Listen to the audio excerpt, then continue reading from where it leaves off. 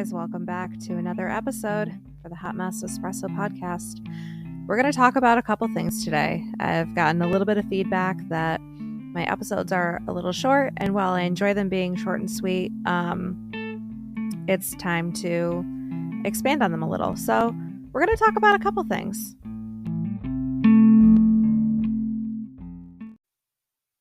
Let's talk armchair diagnosing and why, in my opinion, it's useless and kind of dangerous.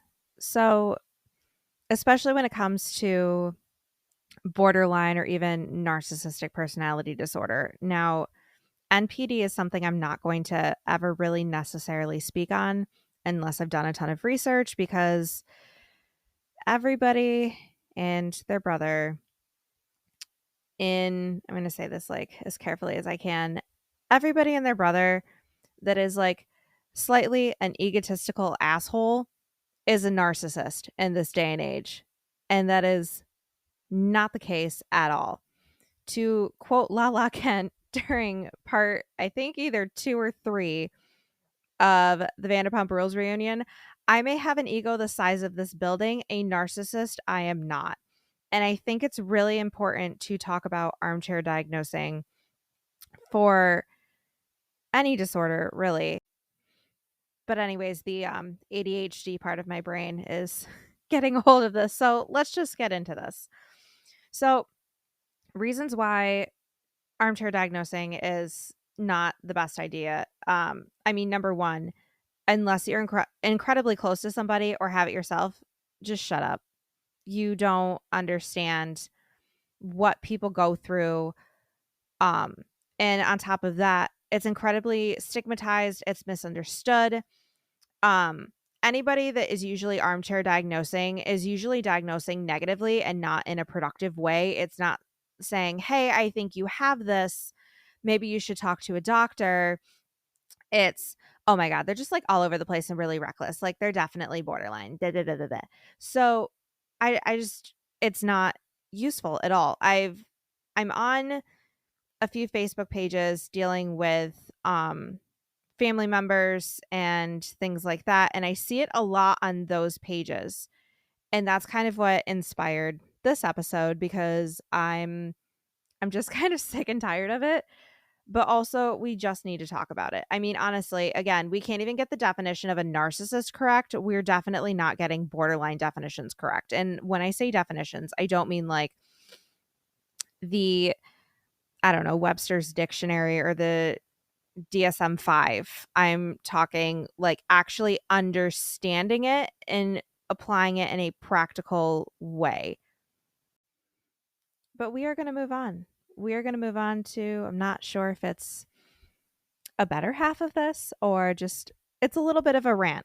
I just feel like, especially being such an advocate for mental health, and especially with borderline, I've always spoken out about it and stuff like that. I seem very strong. I seem very sure of myself. I seem like I have it all together and I have the answers, but I don't. It's exhausting being the strong one. And I'm not saying this as a woe is me, considering I literally signed up to do this podcast, to be an advocate, to be all of these things. But I think we need to humanize the humans behind all of this.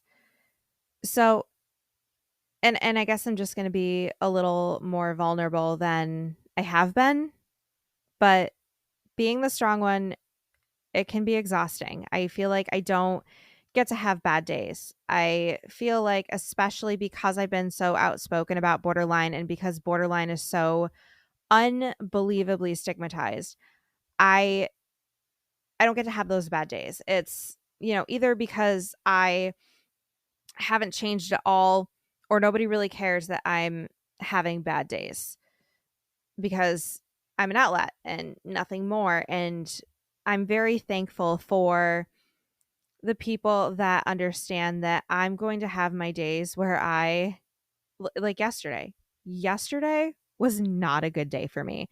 If you are one of the very lucky people that got to listen to my voice messages and my really long texts about why yesterday was not the day for me.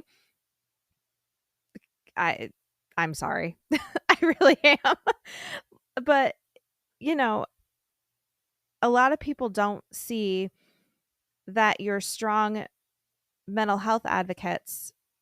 We still struggle. I mean, we're a mental health advocate for a reason. It wasn't for fun. It was because we felt like we didn't have a voice and we wanted to be a voice for other people. But again, we still struggle.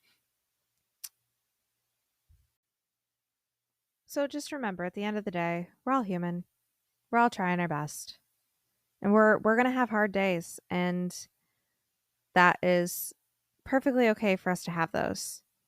So, as long as anybody listening to this understands that I'm not, my dog is not, she's in a mood today. She is in a mood. I mean, so am I, but you know, like mother, like for a child.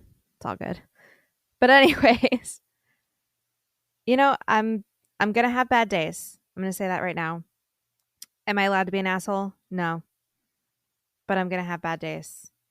And I think if we accept that your advocates are not perfect and we're not always strong and we're going to have days where we need to lean on people, I think the world is just, that's another step closer to the world being a better place. So, but that is it for this week. I will see you guys next week. I'm looking forward to it. And again, tell me all the things. You can find me on my Discord where we'll chit chat about things. I'm getting a Patreon set up at some point in time.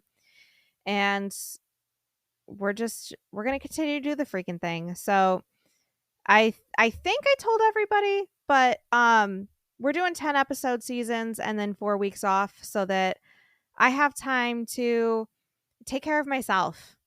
A lot of these podcast episodes that I'm planning out are unpacking a lot of things that I didn't anticipate. So we're just going to take the time to take care of myself, to give you guys bigger and better seasons every single time. And I'm very excited to see where all of that goes. But for now, I will see you guys next week. Live, laugh, loathe, sip your coffee. Enjoy your week.